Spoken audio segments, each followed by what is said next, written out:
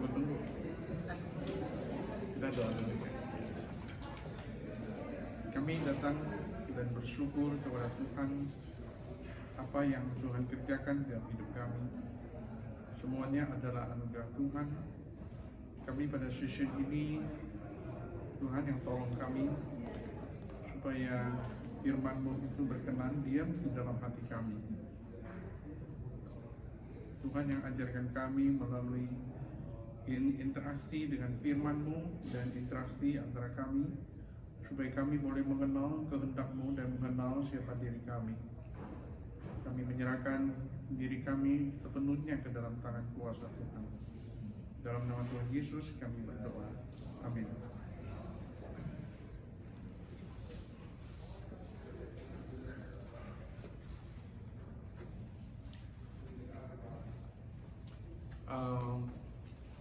Session ini kita akan berbicara mengenai pray with psalm, berdoa dengan mazmur gitu ya. Bukan suatu tema yang gampang, tetapi kita akan coba bagaimana setelah pulang dari tempat ini kita bersama-sama belajar berdoa melalui mazmur, dan indah sekali gitu ya. Tapi sebelumnya kita akan baca beberapa ayat di dalam Nehemia pasal yang ke-12. Kemudian diharapkan kita ada interaksi, jangan saya cuma ngomong presentasi begitu ya, dengan tujuan bisa lebih hidup dan lebih mencapai tujuan yang kita mau bersama. Ayat pasal ke-12 ayat 1, coba kita perhatikan.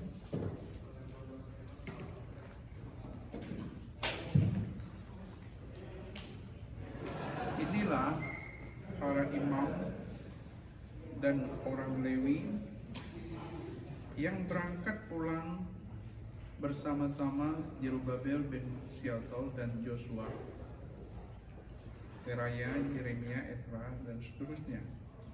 Ayat ke-7, itulah kepala-kepala imam dan saudara-saudara mereka pada zaman Yesua. Kemudian kita baca lagi ayat 26. Mereka itu hidup pada zaman Yoyakim bin Yosua bin Jazadok, dan pada zaman Bupati Nehemia dan Imam Ezra ahli Taurat itu. Ayat 30. Dan para imam dan orang-orang Lewi mentahirkan dirinya, lalu mentahirkan seluruh umat itu, dan kemudian pintu-pintu gerbang dan tembok. Ayat terakhir. Tapi kita baca ayat 41 dulu ya. Kemudian kedua paduan suara itu berdiri di rumah Allah. Demikian juga aku bersama-sama sebagian dari para penguasa dan para imam, yakni Eliakim, Maaseiah, Benyamin, Mika, Elyoenai, Zakaria, Anania, dengan memegang nafiri.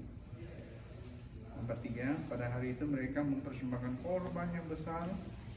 Mereka bersuka cita karena Allah memberi kesukaan yang besar, dan juga segala perempuan dan anak-anak bersukaria sehingga kesukaan Yerusalem terdengar sampai jauh.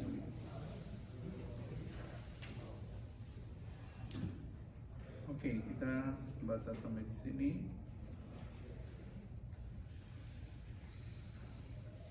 Ada beberapa istilah yang mungkin kita perlu dialogkan terlebih dahulu, dan itu yang menjadi pergumulan pemikiran saya awalnya ini. Apa bedanya antara status dan jabatan? Status dan jabatan. Oh, gitu ya.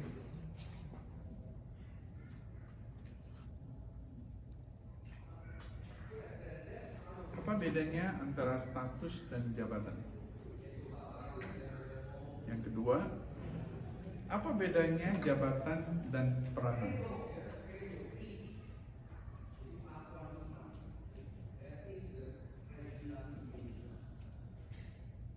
Kalau saya mengatakan bahwa saya anak Tuhan, itu jabatan atau status?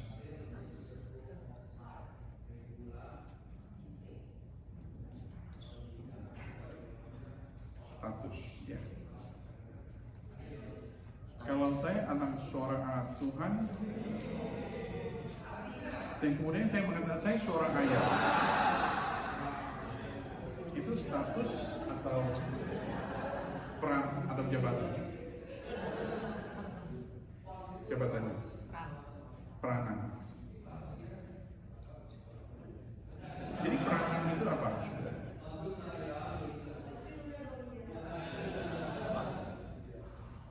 Lebih ke arah fungsi. Fungsi atau fungsi ya. Peranan.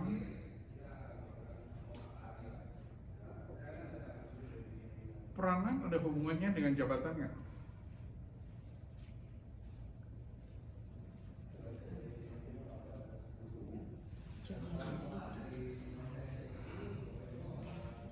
Kalau jabatan tuh kan di assign gitu ya. Kalau peranan kadang kita nggak minta tapi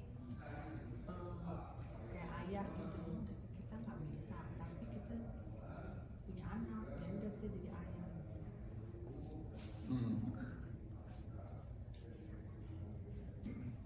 Bisa nggak orang menjalankan peranan tapi nggak punya jabatan? Oke, contohnya saya sebagai pendeta, ini jabatan atau peranan? Jabatan. Tapi saya yang mengatakan saya anak Allah. Hah? Saudara anak Allah bukan? Jadi saudara sama saya sebagai anak Allah, saya berbicara soal jabatan atau peranan? Anak Allah, peranan atau status?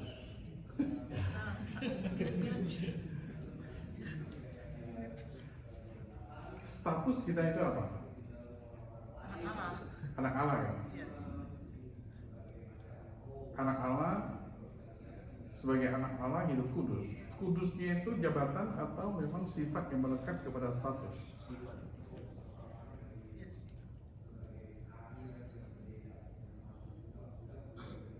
Kayak gitu.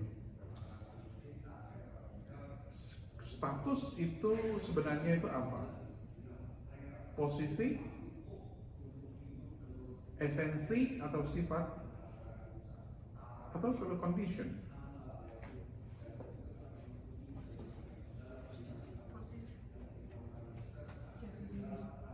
Jati diri, oke.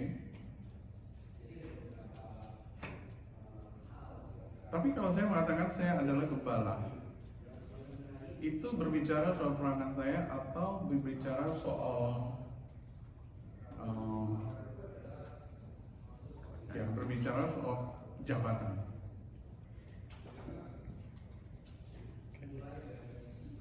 Peranan kali. Peranan.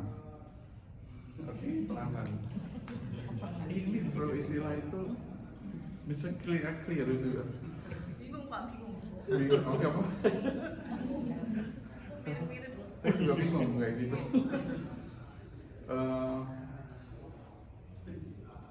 Jadi saya pendeta ini sebagai saya jabatan atau peranan? Jabatan. Jabatannya. Lalu jabatan itu apa? Tugas. Fungsi. Tugas sama dengan peranan nggak? Enggak. Tugas itu apa? Sesuatu yang mungkin harus dikerjakan ya. Kalau peranan? Dia bisa memerankan sesuatu tanpa harus berjabat. Oke, kalau gitu jabatan itu adalah kedudukan. Oke, lebih baik. Iya. Kedudukan itu berarti ada kaitan dengan organization, berkaitan dengan keahlian tertentu, kemudian secara ofisial ditugaskan kepada dia untuk menyelenggarakan sesuatu. yang sudah di-approve oleh organisasi itu, mungkin termasuk gereja kayak gitu.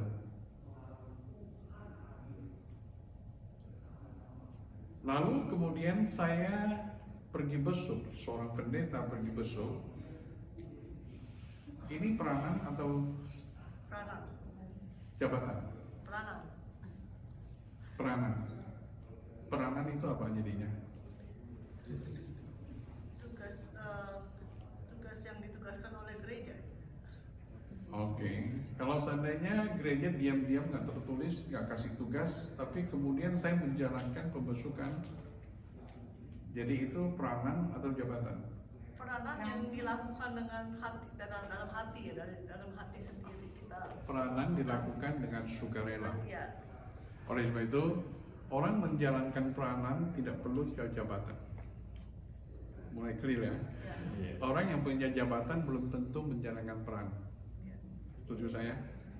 Pendeta tiap hari nonton TV aja, misalnya, nggak seperti itu. Nggak bikin apa-apa, jemaat besok pun nggak dicari, domba hilang pun nggak dicari.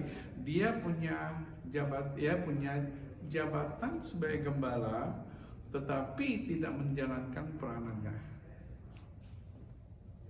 Tapi saya sekarang seorang jemaat yang punya hati berbelas kasihan kepada tetangga saya, jemaat saya sudah 3 minggu udah sakit, nggak ada yang besuk. Saya pergi membesuk dia.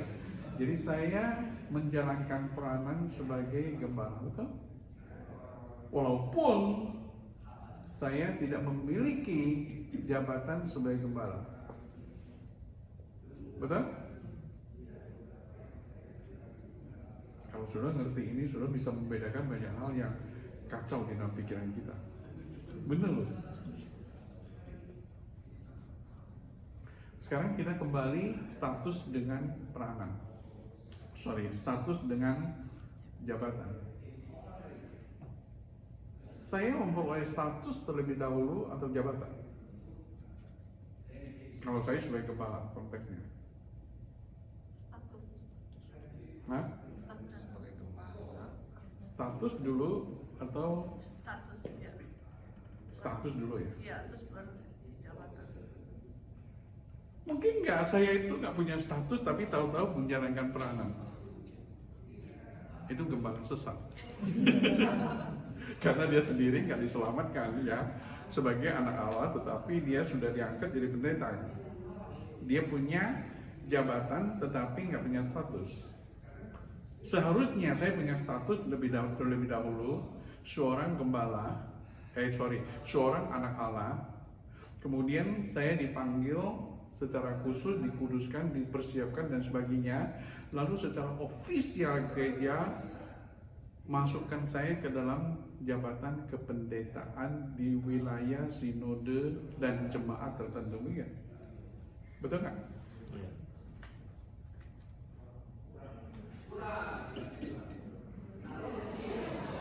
Kalau begitu, saudara, bedanya sudah saya itu apa? Bedanya apa kita? Antara saudara dengan saya sebagai kepala. Hah?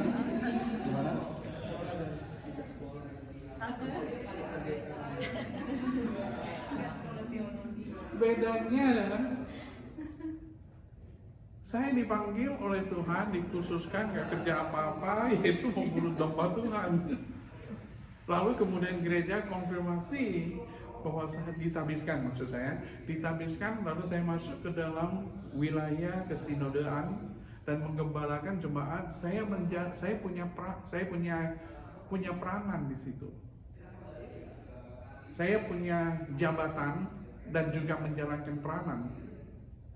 Kalau gitu saya tanya, sebenarnya saya tidak berbeda dengan saudara.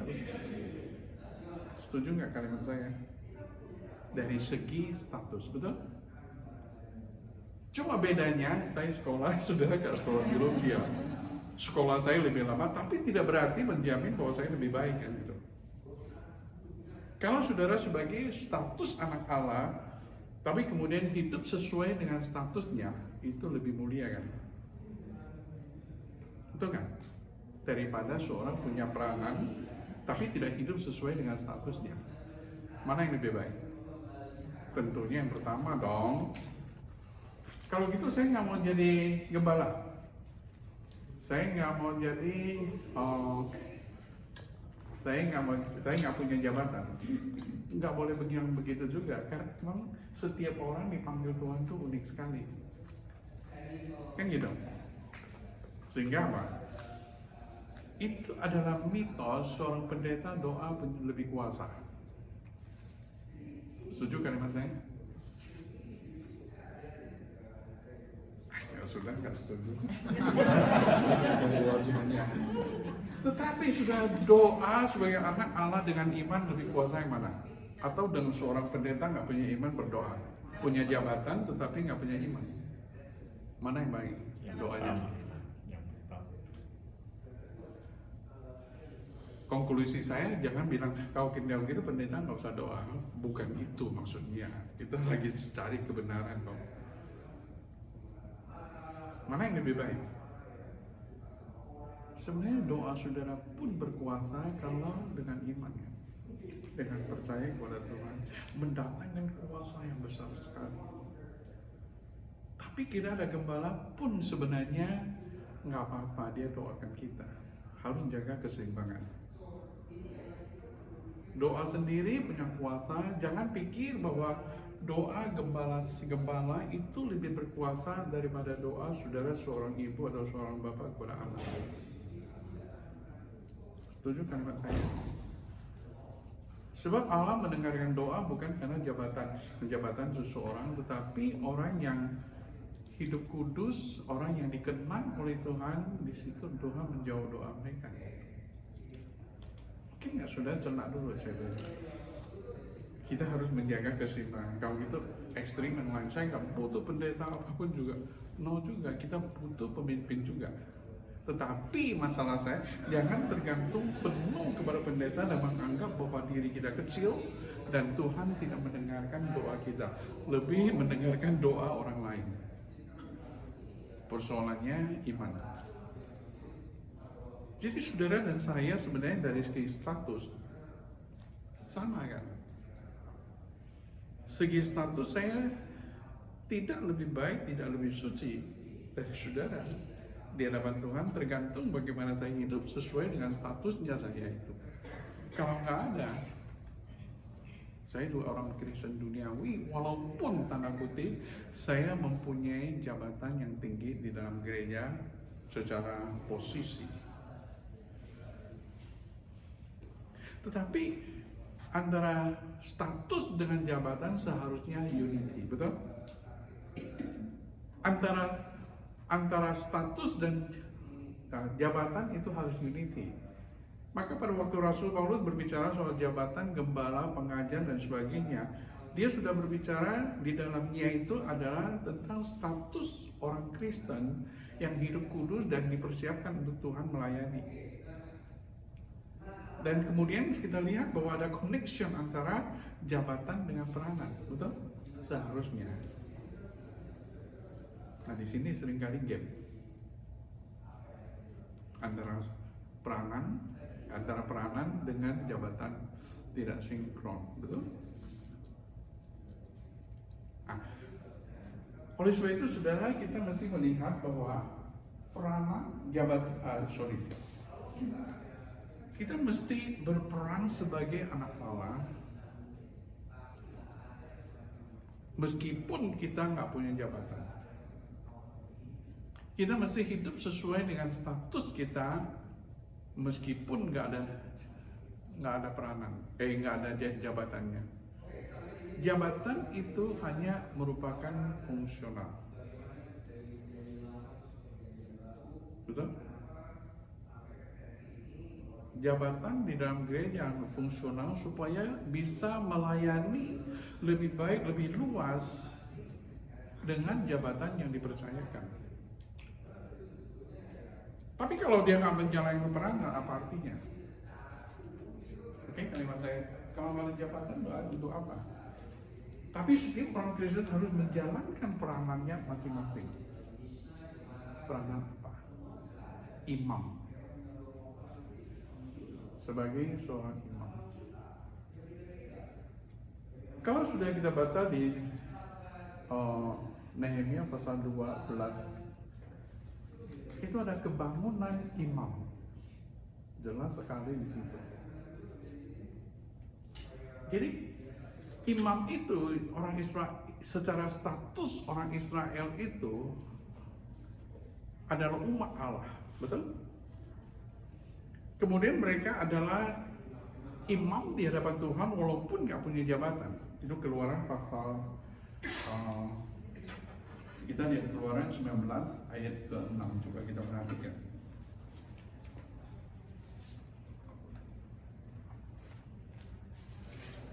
Keluaran 16 ayat 19 ayat yang ke-6. Tolong dibaca salah satu. 19 ayat 6.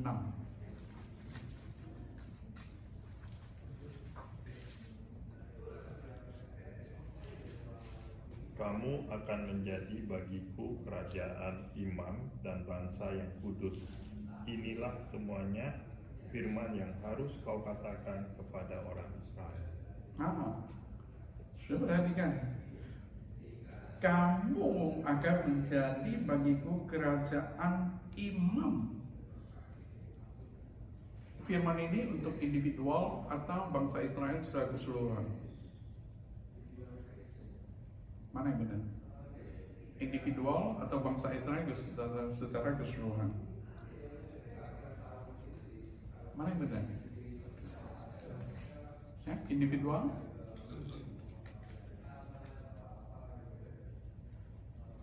Mana yang benar? Individual atau secara keseluruhan atau dua-duanya? Kalau saya bicara soal seluruh bangsa itu termasuk individual, karena all itu individual masuk di dalamnya. Kerajaan imam ini soal status atau peranan. Gampang, apakah semua orang Israel adalah imam secara jabatan? Tidak. Tetapi di sini berbicara soal status mereka itu sebagai bangsa yang kudus dan kerajaan imam gitu. Bangsa yang kudus bukan status, bukan soal peranan kan?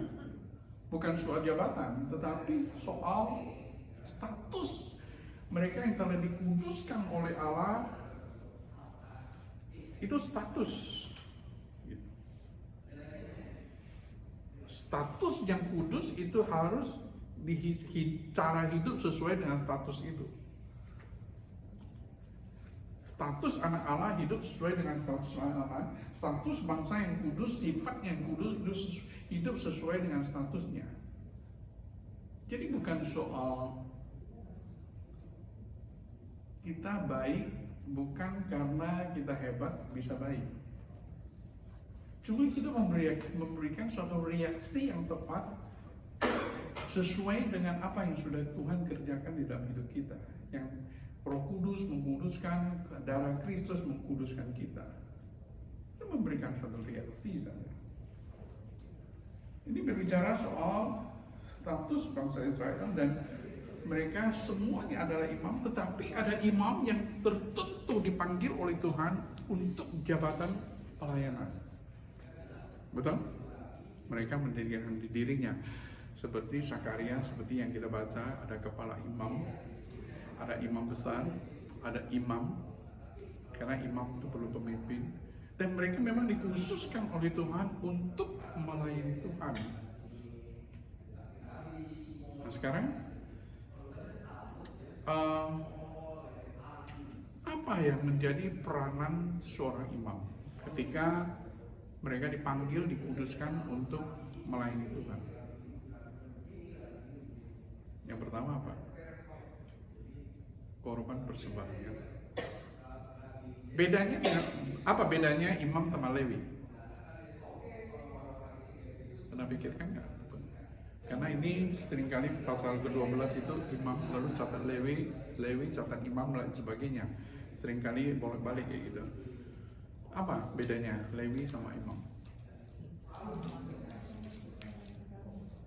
Oke, pelayanan korban persembahannya. Oke. Imam diambil dari orang Lewi. Hah? Orang yang jadi imam itu adalah keturunan Lewi. Lewi itu satu suku. Suku Lewi itu mereka sudah khusus untuk melayani Tuhan. Tetapi tidak ada satu suku secara penuh mereka itu imam. Kan gitu. Lewi itu boleh katakan pelayan Tuhan yang lebih bawah dibandingkan imam. Pakai istilah itu. Bukan kelas bawahan. Tetapi Tuhan mempercayakan tugas pelayanan di bidang-bidang tertentu untuk berhubungan dengan perkakas di dalam rumah Allah, tapi mereka tidak boleh memberikan korban persembahan. Hanya boleh imam. Imam bisa melayani ruang yang lebih dalam, tapi bukan ruang yang maha kudus. Itu imam besar, setahun sekali. Jadi imam itu secara tingkatan lebih tinggi sedikit.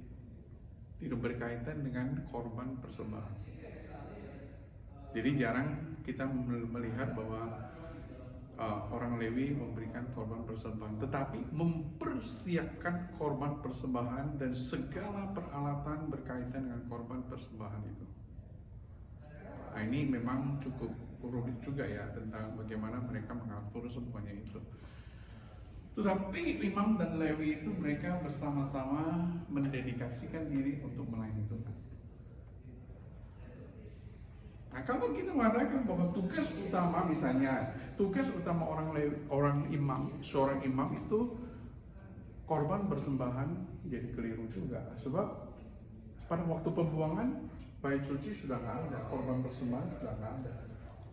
Kalau gitu korban persembahan bukan yang utama, ya kan? Di Nehemia mereka tidak memberikan korban persembahan di bait suci lagi. Lalu pada waktu saya membaca kitab Nehemia, apa yang menjadi peranan yang begitu menonjol dari kelompok imam itu? Apa?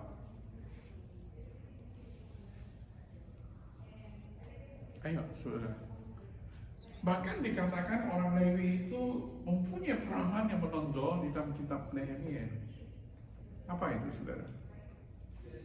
Mempunyai hati yang berbelas kasihan. Pelayanan yang berkaitan dengan belas kasihan. Mempunyai hati yang berbelas kasihan. Oke. Ada lagi?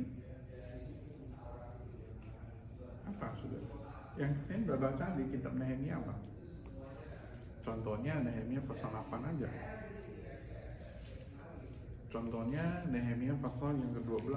Coba saudara perhatikan. Pasal 8 bicara soal apa?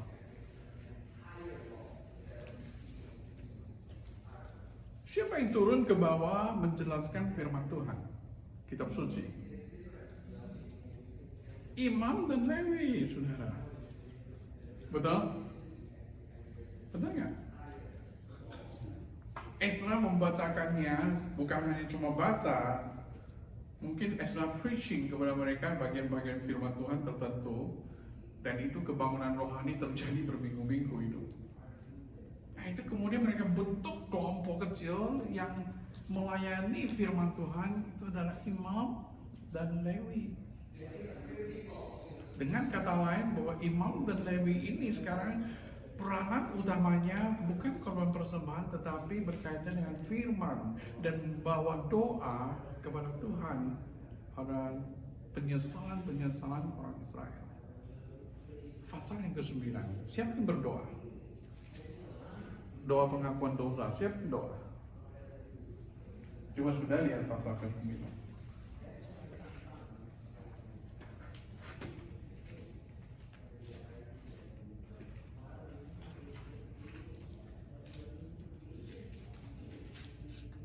Siapa yang doa? Ayo coba kasih respon.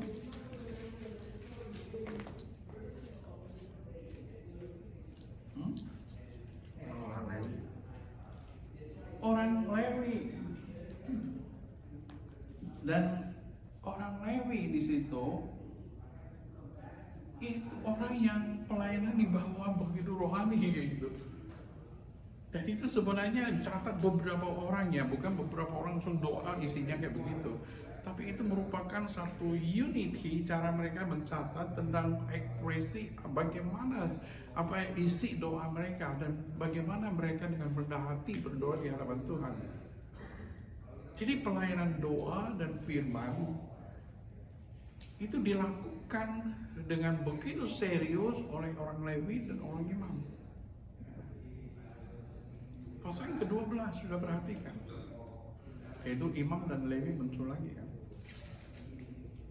yang membentuk dua pasukan paduan suara yang besar.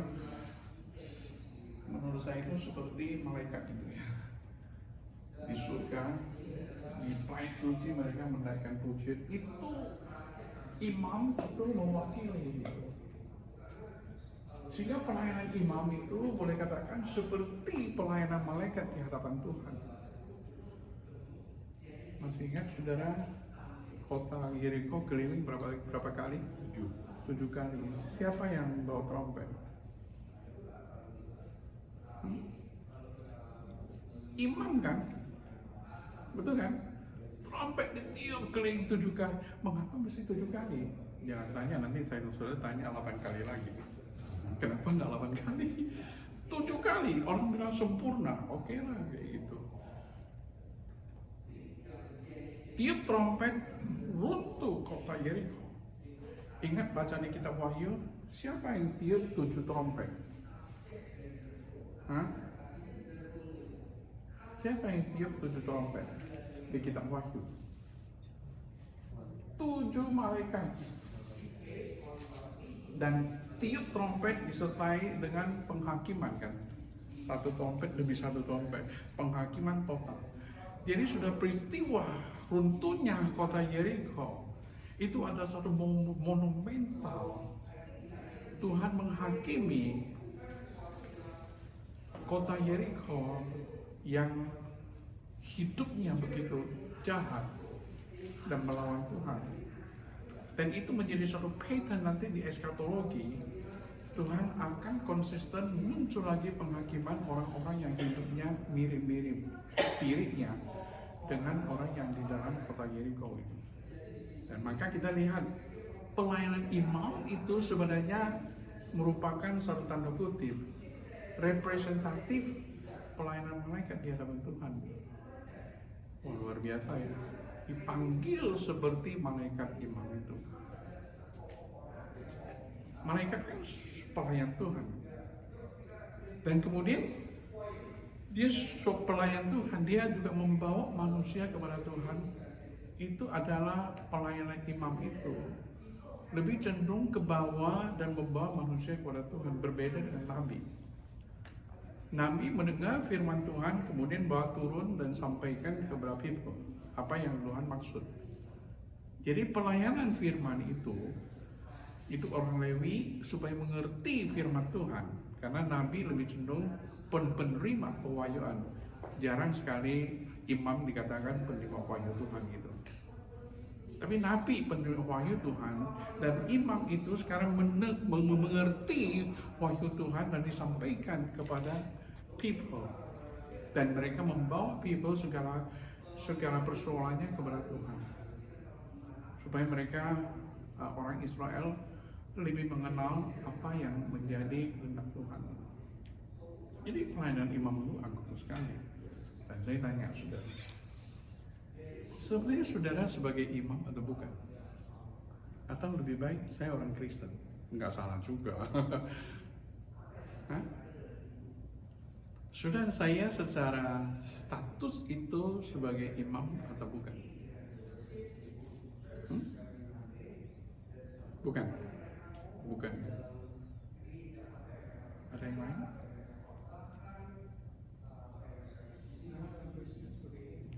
Sorry Pak, dipanggil.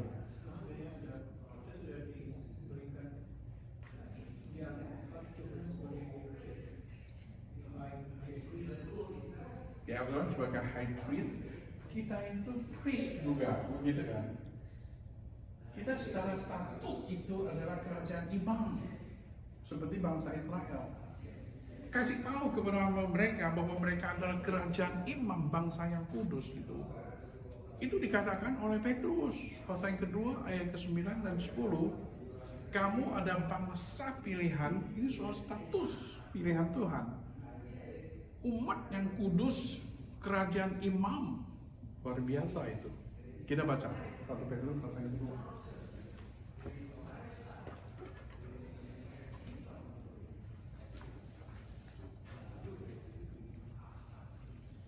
1 Petrus 2 ayat 9. Tolong baca satu orang.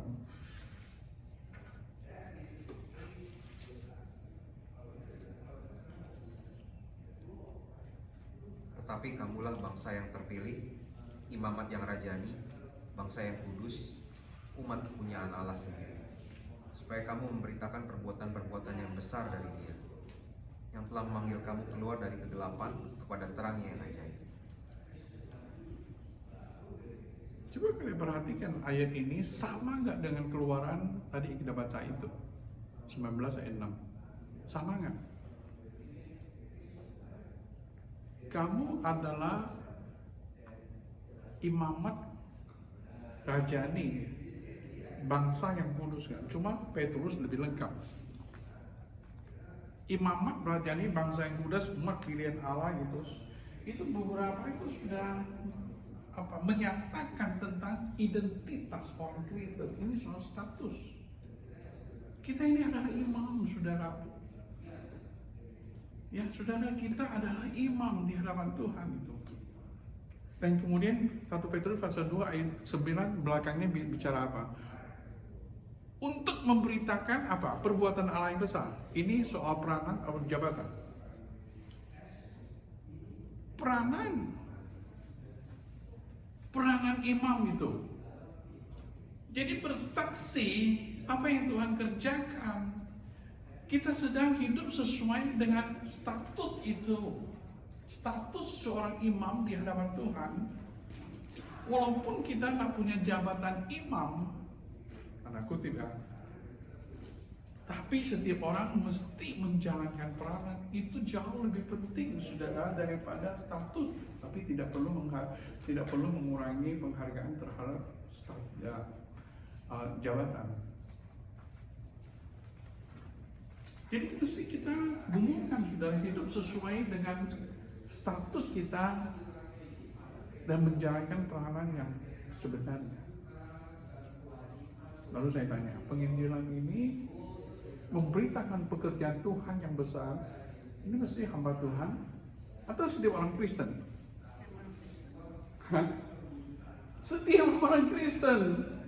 Jadi mesti bersaksi apa yang Tuhan kerjakan dalam hidup kita, saudara. Oh, saya nggak bisa bersaksi, saudara. Salah. Karena kita sudah mengalami apa yang Tuhan kerjakan. Menceritakan kembali kebesaran Tuhan. Itu bersaksi, saudara. Jadi nggak perlu pendeta. Saya mau kasih satu statement, mungkin sudah nggak setuju, tapi boleh direnungkan. Penginjilan yang berhasil bukan pendeta, tapi jemaat. Mungkin nggak setuju, tapi renungkan perkataan kalimat saya. Setuju nggak kalimat saya? Saya kasih respon dulu. Kalau nggak kita nggak pergi. Penginjilan yang efektif sebenarnya bukan pendeta, tetapi adalah jemaat.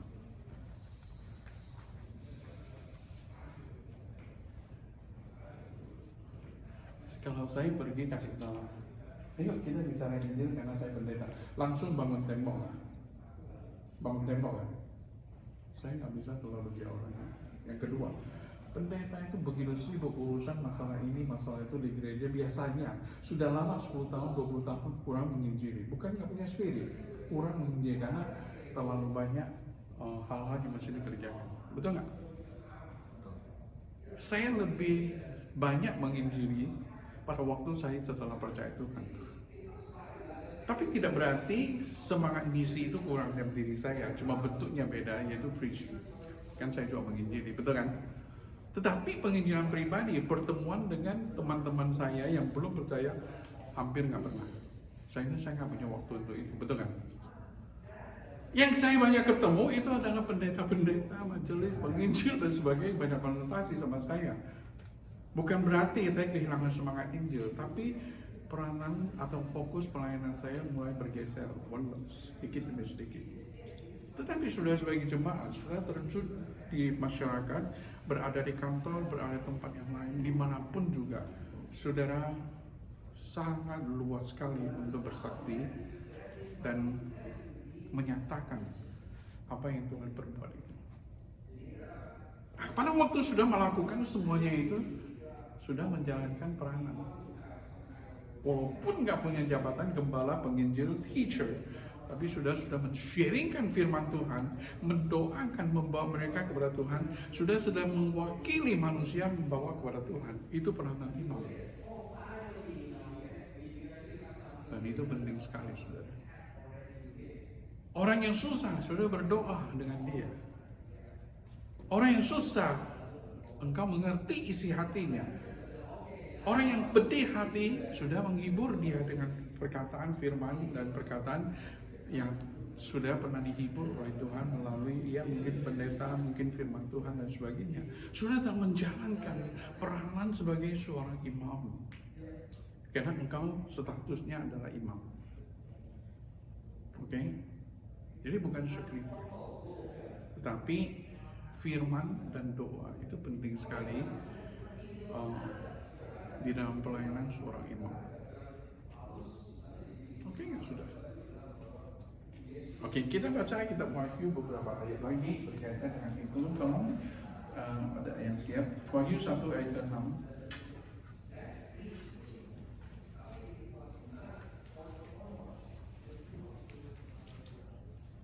Tolong dibaca dan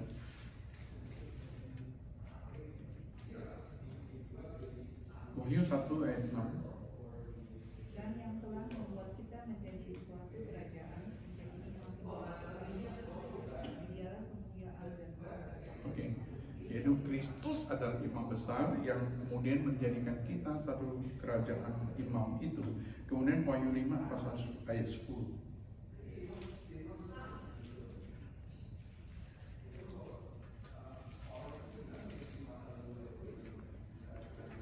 Engkau telah membuat mereka menjadi suatu kerajaan dan menjadi imam-imam bagi Allah kita, dan mereka akan memerintah sebagai raja imam. Ya, luar biasa kan ayat itu. Memerintah. Karena Kristus memerintah, kita memerintah. Kalau saya memerintah berarti menjalankan peranan sebagai raja kan. Jadi raja dan imam.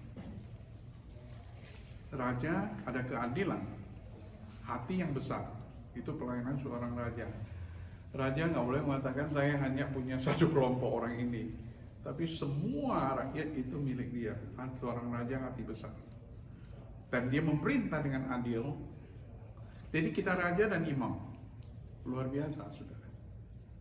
Jadi pada waktu kita memimpin orang lain kepada Tuhan, kita menjalankan peranan apa? Raja kan. Kita membawa mereka ke dalam doa, walaupun orang ini belum percaya Tuhan, kita sedang menjalankan peranan imam. Kita men-sharingkan firman Tuhan, meluangkan waktu untuk orang lain atau untuk keluarga, kita menjalankan imam.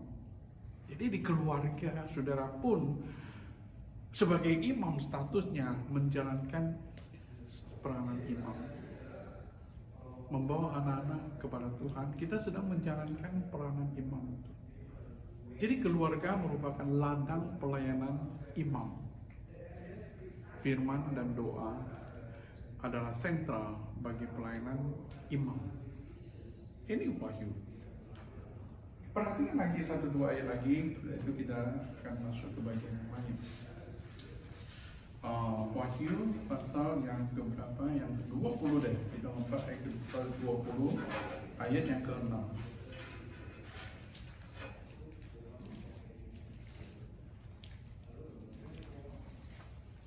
Tolong dibaca. Berbahagia dan kuduslah dia yang mendapat bagian dalam kebangkitan pertama itu. Kematian yang kedua tidak berkuasa lagi atas mereka, tetapi mereka akan menjadi imam-imam Allah dan Kristus, dan mereka akan memerintah sebagai raja bersama dengan dia 1000 tahun lamanya. orang-orang Kristen abad pertama kan mempertanyakan, kemana orang-orang yang sudah mati itu, mati syahid itu? Di mana keadilan Tuhan? Ini Wahyu 20 kasih tahu. Mereka bersama dengan Kristus itu. Kristus raja, imam besar, dan mereka bersama dengan, dan mereka memerintah selama-lamanya. Tidak mengalami kematian lagi. Jadi kita sebagai imam bukan di dunia ini saja, tetapi juga di dunia sana itu. Jadi saudara dan saya itu adalah menjadi bagian dari imam yang dikatakan pasal 20 ini. Luar biasa saudara. Jadi saudara dan saya bedanya apa? Kita nggak ada beda. Secara status saudara dan saya adalah imam. Tetapi secara panggilan saya memiliki jabatan seorang gembala. Tapi kalau saya tidak menjalankan seorang peranan itu sebagai menjalankan jabatan sebagai seorang hamba Tuhan dengan peranan yang tepat, jabatan pun nggak ada gunanya gitu. Oke, cukup jelas saudara. Dan sekarang saya akan fokus mengenai doa. Kita masih ada waktu dan kita dialog. Lalu yang terakhir, kemudian kita masuk ke interaksi jiwa di dalam proses belajar berdoa. Lalu bagian terakhir saya akan gunakan Mazmur sebagai bentuk doa kita dan juga spirit doa kita.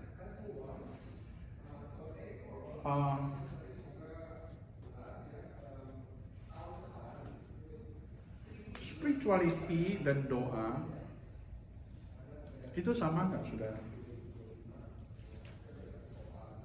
Atau enggak? Kerohanian dan doa apakah sama atau beda?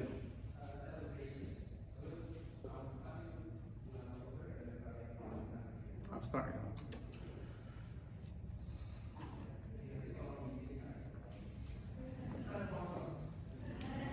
Doa itu bagian dari kerohanian. Oke, kalau gitu kerohanian lebih besar dari doa ya? Skopnya lebih luas. Skopnya lebih bukan luas. hanya doa. Dia berada di mana kalau skopnya luas? Maksudnya spiritual doa itu di tempat mana? Di tempat spirituality itu. Jadi yang prioritas utama. Hah? Menjadi yang paling utama kerohanian. Ya, doa menjadi paling utama. Yang kedua itu apa? Enggak. Yang kedua apa?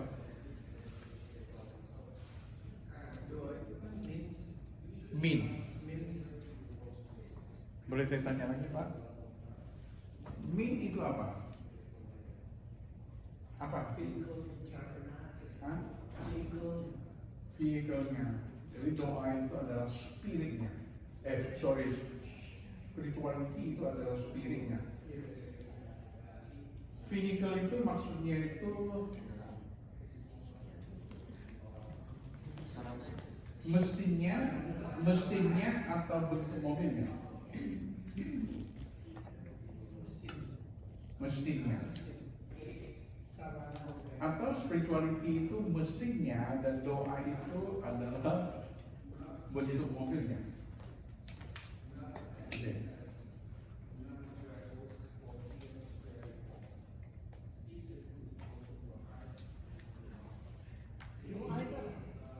Hah? Doa itu apa?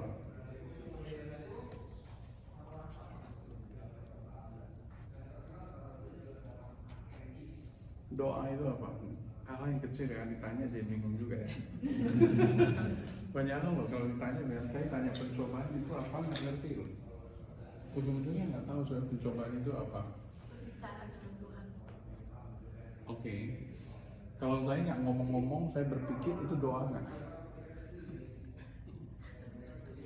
Kalau saya nggak ngomong, bicara, tapi saya pikir itu doa nggak? Doa ya. Yaitu saya berpikir sampai dialog kebenaran, interaksi, itu doa atau enggak? Enggak. Doa itu Pak kayak monolog, Dialog. Iya, dialog. Dialog dengan siapa? Tuhan. Kapan Tuhan dialog sama kita? Oke, nggak apa-apa.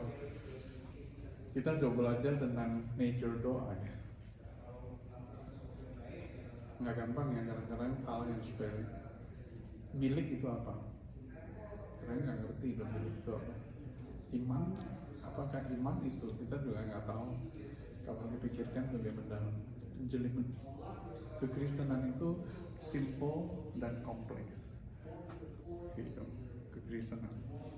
Jadi hal-hal yang biasa muncul di istilah-istilah dialog itu mesti dipikirkan lebih dalam lagi gitu. Supaya kita iman itu, pengertian itu bisa berakar.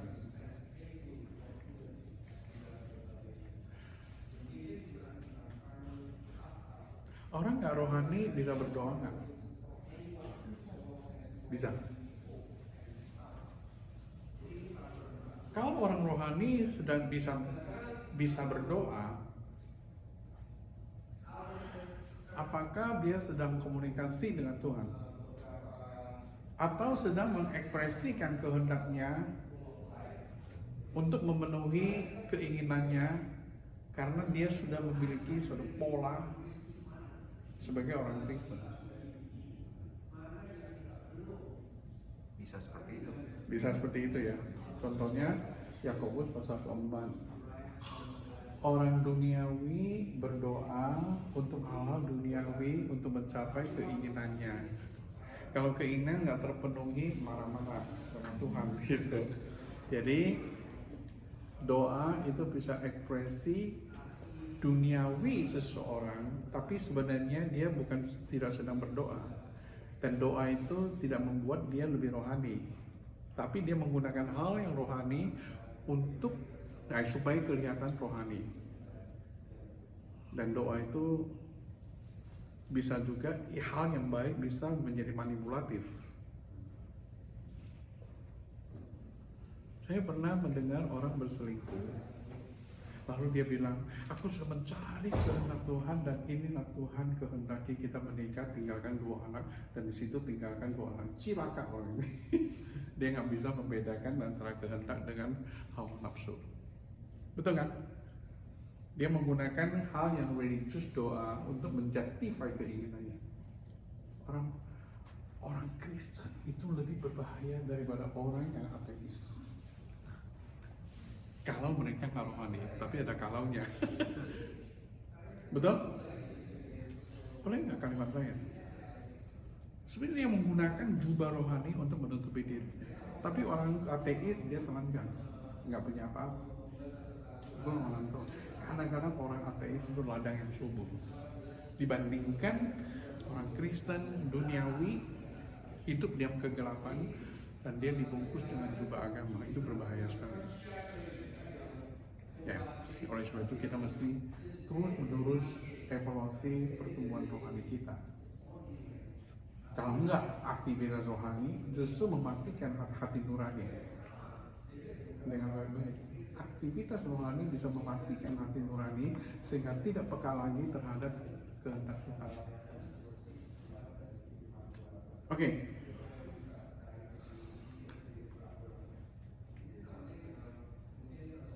Saya lebih jelas, orang Farisi berdoa dan berpuasa seminggu berapa kali?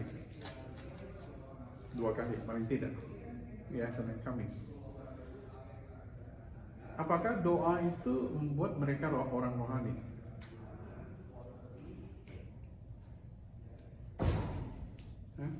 Enggak. Apakah dengan praktek doa, kegiatan doa membuat mereka rohani? Enggak. Hanya Saya nggak mengatakan ritualitas. semua orang Farisi ya, tapi umumnya. Dia doa dengan panjang lebar sekali, kata-kata disusun, memang tidak ada masalah kata-katanya. Itu adalah kontennya tidak ada masalah. Tetapi dengan perkataan yang tidak ada masalah secara doktrin itu membuat mereka rohani? Tidak. Motivasinya kan benar ya. Doa yang panjang motivasinya supaya dipuji orang, silakan. Doa puasa itu hanya dilakukan dengan formalitas, dia nggak ada spirituality, relasi dengan Tuhan. Jadi Tuhan Yesus seringkali mengajarkan sesuatu yang revolusioner dari yang bentuk itu masuk ke spirituality. Artinya kalau doa nggak perlu orang tahu, masuk ke kamar doa Bapa di surga, antara hatimu yang tulus itu ya gitu. Jadi konklusi sementara, doa adalah bentuk spirituality, format spirituality, exercise spirituality, tetapi doa belum tentu membentuk spirituality. Tetapi saudara, orang yang rohani pasti berdoa. Betul kan? Orang yang rohani berdoa, orang yang rendah hati berdoa, tapi orang yang berdoa belum tentu rohani. Orang yang berdoa belum tentu rendah hati. Orang yang berdoa bisa diterima oleh Bapa, tapi tidak setiap orang berdoa diterima oleh Bapa. Orang Farisi berdoa dengan mengucapkan. Siapa yang diterima? Memukul diri cuma 2 kata. Bapa, ampuni aku orang berdoa. Dia diterima. Karena apa? Doa itu adalah exercise, ekspresi kedalaman hati penyesalan dan disertai pengertian and confession. Sehingga itu ada satu kesatuan interaksi antara pikiran, kehendak, emosi dan juga perubahan tingkah laku. Kalau gitu, doa bisa mengambil satu bagian luar hidup kita. Tapi doa yang benar itu sebenarnya menyangkut hidup. Oleh sebab itu, doa itu adalah life kita. Setuju kalimat saya? Doa adalah hidup kita. Kalau doa itu hidup kita, jadi apa yang kita doakan dan apa yang kita hidupi itu bukan dualisme, tapi unity. Sebab apa? Apa yang kita doakan itu memang keluar dari isi hati. Oleh sebab itu, kalau saudara doa di gereja, jangan pikir ada Pak Yonatan di situ, ada Pak Agus di situ, ini ada siapa? No, saudara relasi dengan Tuhan, ngomong sama Tuhan kok. Dari isi hati begitu. Tapi isi hati itu bukan tertuang sembarangan. Itu ada kebenarannya, ada kejujurannya, dan Tuhan berkenan terhadap doa yang seperti itu. Orang yang pintar doa belum tentu berdoa. Karena kata-katanya yang bagus, pintar doa, tapi dia spiritnya nggak doa. Tapi kadang-kadang dalam situasi tertentu kita nggak tahu mau doa apa. Coba bilang, Tuhan tolonglah aku. Itu doa lebih rohani, kata kalimat yang singkat. Pernah nggak sudah mengalami susah, mengalami depresi yang luar biasa sampai sudah bisa doa lagi? Coba bilang, Tuhan kasihani aku. Sudah menangis. Tuhan ampuni aku. Sudah menangis. Tuhan tolonglah aku. Sudah menangis. Tuhan help saya seperti Petrus. Enggak ada kata-kata lagi.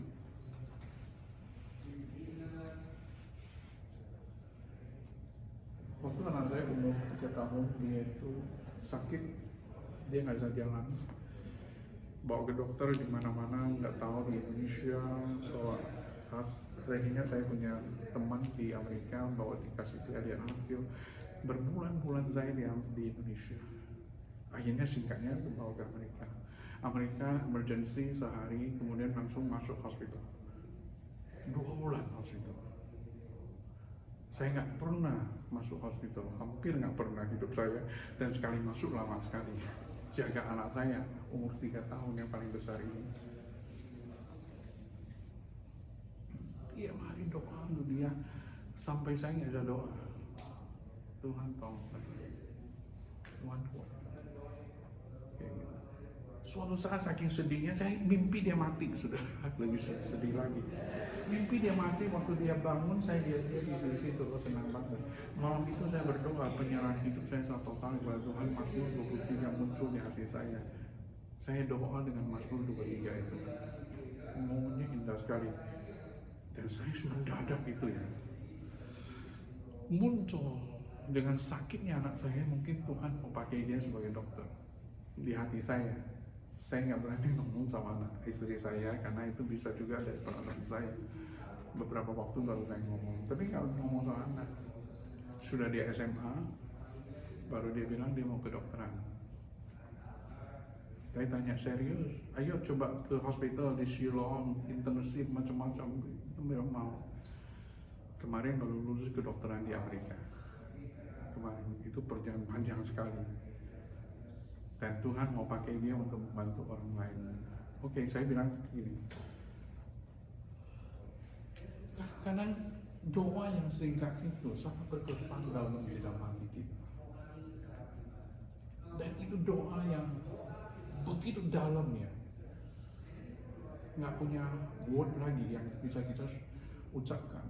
Tapi itu ada ekspresi ke seluruh keberadaan kita, itu doa yang luar biasa. Oke, saudara. Jadi doa itu apa? Bukan hanya batas kata-kata. Secara formal, kita berdoa seperti yang tadi di gereja, di kelompok kecil, di mana. Tetapi itu merupakan aktivitas interaksi jiwa dengan firman Tuhan. Betul? Saya ngomong. Termasuk berpikir, merenungkan, termasuk kita baca, lalu kita petik sesuatu, lalu komitmen dan sebagainya. Jadi di mobil juga bisa doa kan? Karena saya ngomong sama istri saya, dialog tentang kebenaran, tentang apa. Saya bilang kita sedang berdoa ini. Tapi kami juga ambil waktu untuk berdoa. Jadi tidak secara general interaksi dengan hal-hal yang itu yang lain, tetapi berkaitan dengan pemahaman kebenaran firman Tuhan dan interaksi untuk mencari apa yang Tuhan mau di dalam special case, dan kita membutuhkan bijaksana Tuhan untuk meng-guide hidup kita. Sedang dengan kata lain bahwa doa mencakup apa? Emosi, mencakup kehendak, mencakup pengertian, mencakup doktrin firman Tuhan, mencakup refleksi hidup kita yang praktikal itu. Jadi seantero hidup kita itu adalah suatu presentasi kepada Tuhan sebagai seorang imam. Itu doa, saudara. Setuju nggak, saudara?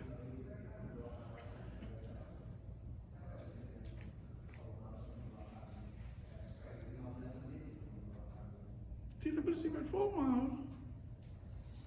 Sudah, jangan bilang saya nggak bisa doa. Kalimat saya setuju. Setuju nggak kalimat saya? Mungkin yang saya maksud nggak bisa doa. Saya nggak bisa doa secara formal seperti pendeta di atas mimbar. Mungkin itu yang dimaksud. Tapi saya yakin setiap orang masa nggak ada interaksi dengan firman Tuhan. Betul kan?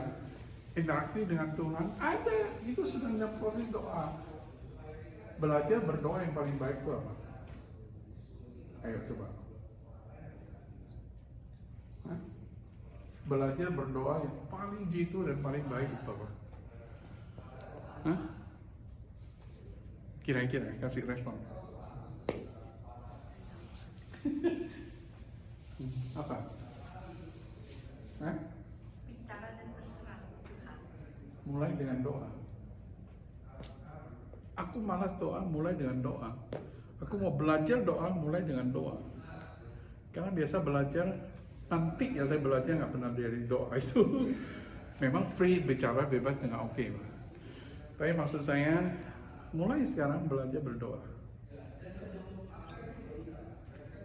Belajar berdoa dengan tuangkan isi hati, mengerti kebenaran dan memenuhi hati kita, jadi understanding dan juga dengan kesungguhan hati. Lebih baik, sorry, saya kalimat ini juga ini Lebih baik nggak usah doa daripada doa sembarangan, asal-asalan. Setuju? Lebih baik nggak usah doa daripada doa secara legalisme, yaitu kayak mesin, udah selesai.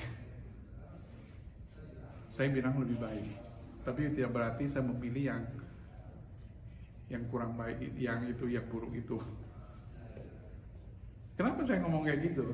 Sebab pada waktu kita membiasakan diri berdoa nggak sungguh, itu menipu hati nurani kita. Aku sudah doa, betul? Tapi doa dengan serius. Kalau gitu, berikan waktu yang terbaik. Berikan hati kepada Tuhan, konsentrasi penuh,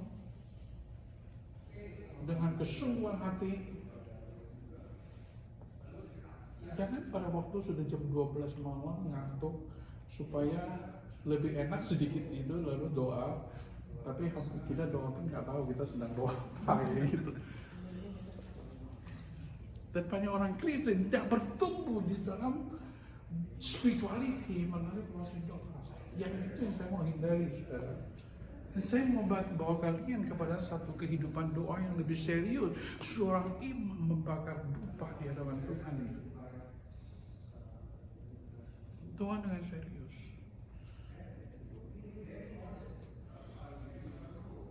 Kami di keluarga seringkali ajarkan anak-anak, kami juga mempraktikkan kalau salah, ngomong salah, jangan but selalu ada. Akhirnya jadi biasa, selalu menjustify sesuatu yang salah.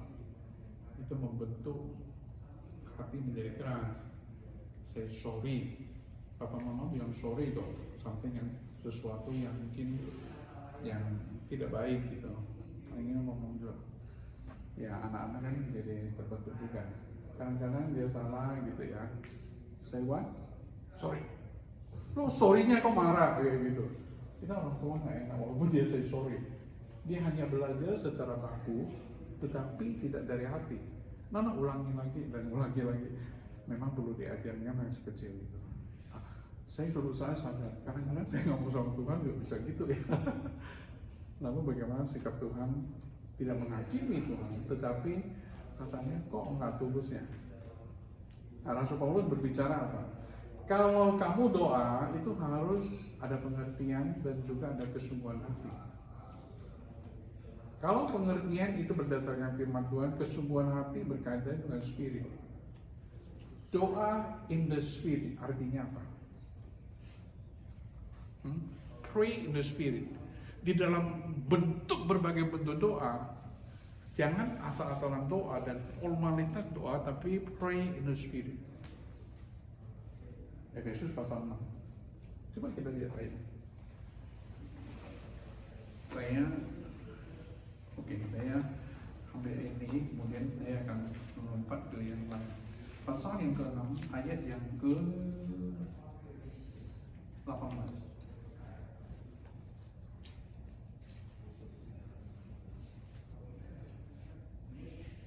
Tolong dibaca, sudah. Jangan segala doa dan permohonan, berdoalah setiap waktu di dalam roh, dan berjaga-jagalah di dalam doamu itu dengan permohonan yang tak putus-putusnya untuk segala orang kudus. Segala doa, ada doa ucapan syukur, ada doa permohonan kan, ada doa pengakuan dosa, ada doa adoration. Jadi kadang orang Kristen itu salah konsep terhadap doa. Mau doa apa ya? Saya nggak butuh apa-apa. Selalu pikir doa itu cuma permintaan. Tapi doa itu ke hadapan Tuhan, kemudian kita adore Him, memuji, memuliakan Dia, menyanyi, merenungkan keagungan, mendengar musik dan kemudian memberikan reaksi, kemudian mendengar alam atau ya keindahan Allah, memuji Tuhan. Itu adalah adoration kepada Tuhan. Akses hati kita itu dibentuk oleh Tuhan untuk masuk ke dalam suatu kedekatan dan mengerti hati Tuhan. Memang ada permohonan juga, tapi jangan datang minta-minta uang, udah itu kita pergi. Orang tua pun seperti itu juga nggak senang ya. Tapi butuh persekutuan dengan orang tua gitu. Ada ucapan syukur terhadap kebaikan Tuhan, dan ucapan syukur itu keluar dari isi hati sampai kita malu. Kenapa Tuhan berbuat baik kepada kita? Ada pergumulan hidup kita, ada sesuatu yang keliru. Dalam segala bentuk doa, in the spirit. Spirit selalu berhubungan dengan firman.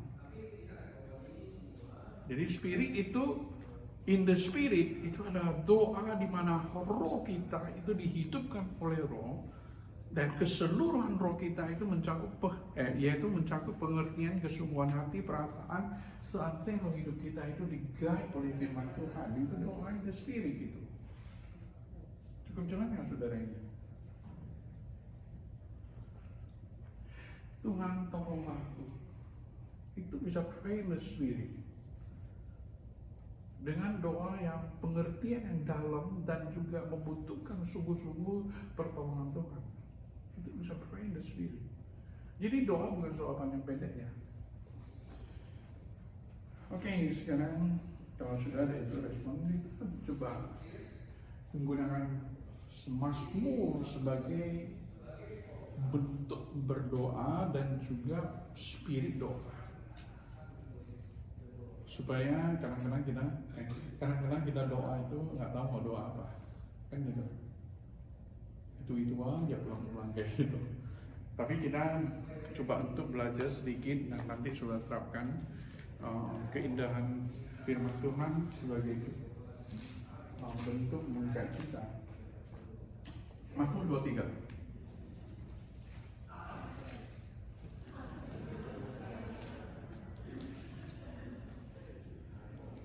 Saudara, kita sudah hafalkan Mazmur 23 apa itu? Tuhan adalah gembalaku, akan kekurangan aku, membaringkan aku di tempat yang ini, dan seterusnya dan seterusnya. Pada waktu sudah membaca Mazmur ini, dan sebelum sudah masuk dalam doa, sudah mesti mengerti the spirit dari Mazmur ini dulu, kontennya. Karena konten Mazmur itu adalah kebenaran. Dan kalau kita mengerti, hati kita jadi excited, senangnya luar biasa, dan kemudian itu tertumpah keluar di dalam doa dengan format Mazmur. Oke, saudara. Jadi scripture itu sebagai model dan sebagai container dan legacy di dalam doa kita. Tuhan adalah gembalaku. Renungkan, saudara. Jadi saya itu siapa? Saya itu siapa? Kalau Tuhan sebagai gembala, domba kan sempurna. Saya domba sebenarnya yang diinginkan oleh Tuhan sebagai domba itu apa? Mendengar suara gembala. Sudah mesti take time di situ. Ada dan mulai dari sini. Ada enggak? Seminggu ini, jangan sepanjang tahun. Sekarang susah ingat ya. Seminggu ini, 3 hari ini. Ada bagian firman Tuhan yang saya lihat atau saya rasa nggak mau dengar, saya abaikan.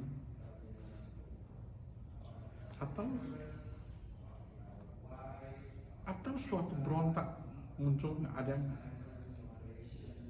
Firman Tuhan apa ya beberapa hari ini menjadi struggle saya dan juga menuntun hidup saya itu. Oke, ini kan secara individual. Tuhan sebagai gembalaku. Siapa sih di antara keluarga kita yang belum jadi domba Tuhan? Boleh tanyakan kan? Teman saya, keluarga saya. Siapa sih di antara keluarga kita itu domba yang nakal, misalnya? Yang membutuhkan pimpinan dari seorang gembala itu Tuhan. Siapa di antara kita domba sesat?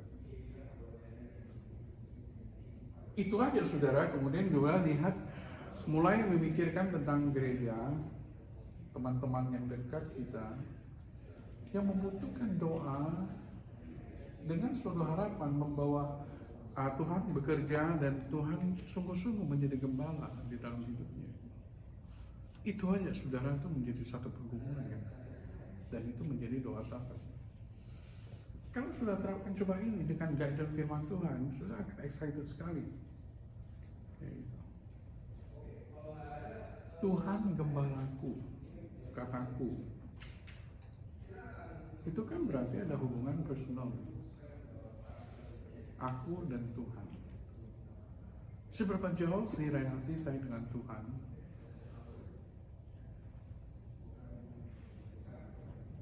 Apakah saya itu seorang sahabat Tuhan atau hanya tetangganya?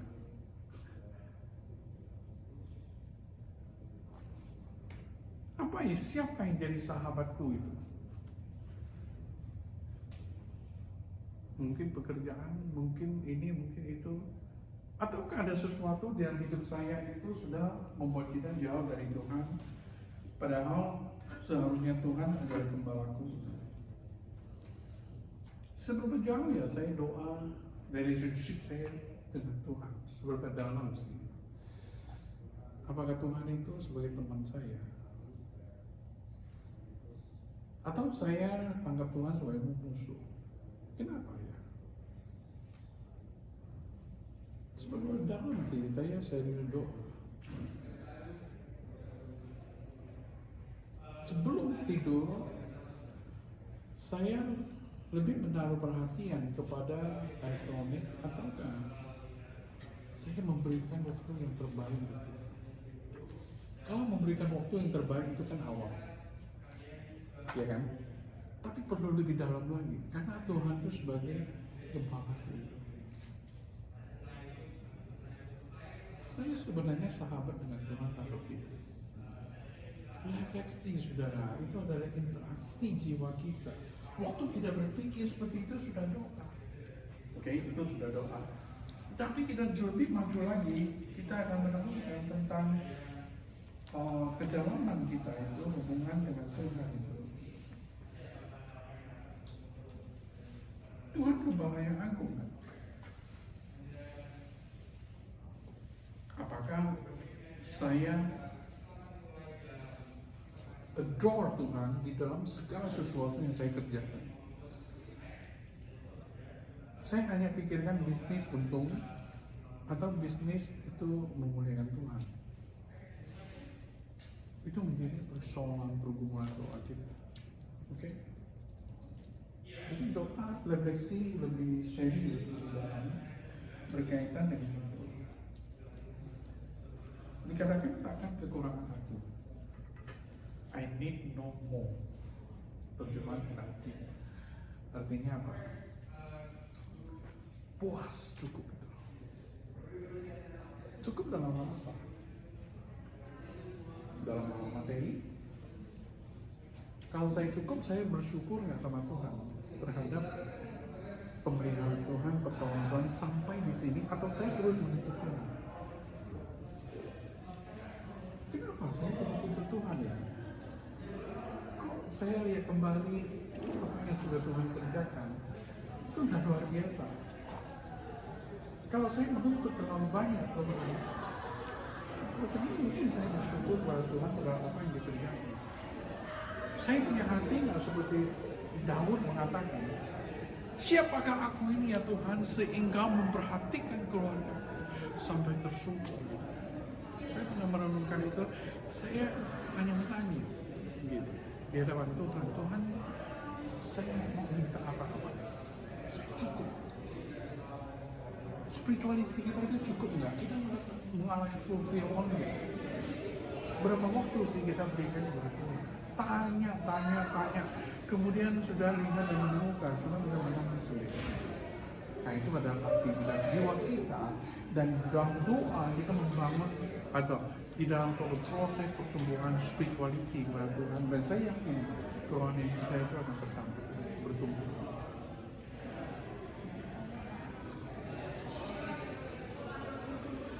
Satu minggu berapa waktu, berapa lama kan saya di-feed oleh Tuhan, yaitu firman-Nya. Seperti Nehemia kata, aku menemukan firman, aku memakannya, aku kenyang gitu. Jangan-jangan kita lapar rohani, lalu kita pikir kenyang. Jangan-jangan saking laparnya, sehingga nggak tahu lapar. Ada orang kayak gitu ya. Itu laparnya itu luar biasa. Cuma evaluasi. Apa sih yang spirituality itu membuat saya itu lebih grow? Buku apa yang menjadi target saya untuk membaca? Menuntut diri mencari Tuhan lebih jauh dan menjadi doa, Tuhan tolonglah saya mau ini mulai hari ini, jangan tahun depan, mulai hari ini ajarkan saya membaca 25 halaman salah satu buku, itu cukup. Satu komitmen yang kecil menjadi doa kami. Jangan tahu besar, tapi itu adalah perjalanan spirituality menjadi pergumulan kita untuk grow. Oke, sudah. Jadi masuk fase 1, masuk fase ini saudara menggunakan logical reflection, membawa kita merefleksikan diri berkaitan dengan firman Tuhan supaya nggak liar, dan doa menggunakan firman Tuhan supaya terarah.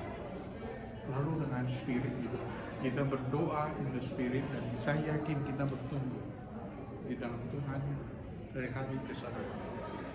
Oke, saudara, waktu saya habis. Ada yang mau tanya satu orang sebelum kita makan? Kita makan rohani lebih baik tunggu aja menit ya. Enggak. Silakan. Secara singkat tolong dijelaskan arti masuk dan Mazmur itu apa yang bilang bahwa Roh Kudus itu akan menolong kita untuk berdoa, karena kita nggak tahu apa yang harus kita doakan, tapi Dialah yang akan berdoa bagi kita. Ya, mungkin yang dimaksud Rasul Paulus Roma pasal 8 buah 6 itu. Iya. Kata-kata kita itu terbatas. Itu pun banyak orang Kristen nggak berkata-kata di dalam doa, kan gitu. Tapi Rasul Paulus mau mengatakan Roh Kudus bekerja melampaui batas kata-kata kita. Dan itu doa yang tidak ada suaranya. Ya, Roh Kudus doa sahabat perantara antara kita dengan Kristus untuk menaikkan doa. Dia mengajarkan roh kita untuk berdoa. Tetapi ayat itu tidak boleh membuat kita kalau gitu Roh Kudus berdoa kita nggak usah doa, bukan itu. Gitu. Misalnya persoalan human nature kita kasih anak sesuatu dan kita orang tua seringkali say what, kan gitu, thank you. Apakah kita haus dia say thank you? Nggak perlu, betul kan? Tapi bukan demi saya say thank you, tapi demi dia untuk berterima kasih. Dan kalau dia bisa behaviornya baik di rumah, sikapnya baik, dia bisa baik di luar. Nah, kita ajarkan dia. Jadi kita perlu diajarkan oleh Tuhan juga untuk berdoa, untuk say thank you dan sebagainya. Kita tetap perlu berdoa walaupun Roh Kudus berdoa untuk kita. Oke? Ada lagi? Kalau nggak kita doa? Ada? Silakan. Iya, Pak. Kalau doa sekarang ada yang dikenal dengan struktur prayer. Jadi instead of praying every day gitu, doa sama ulang nanti Tuesday, Friday, Sunday, Sabtu Minggu gitu ulang. Oke. Jadi fokus Monday untuk baca, terus Tuesday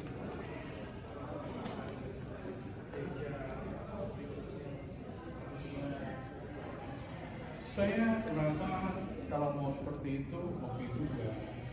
Tapi kadang-kadang saya menemukan seperti gereja doa pada malam Rabu, Shabbat Kamis, dia menggunakan pola struktur lalu di print, dicetak lagi taruh itu didoakan terus-menerus, dan itu membuat saya ngeri sekali. Dalam arti hanya menggunakan formalitas pray, tapi kehilangan spirit. Tapi kalau bisa menjaga keseimbangan, itu baik juga. Tapi saya mengatakan life legacy itu lebih hidup, tapi tidak berarti nggak punya format. Kalau ada mungkin berapa yang 50%, 60% oke.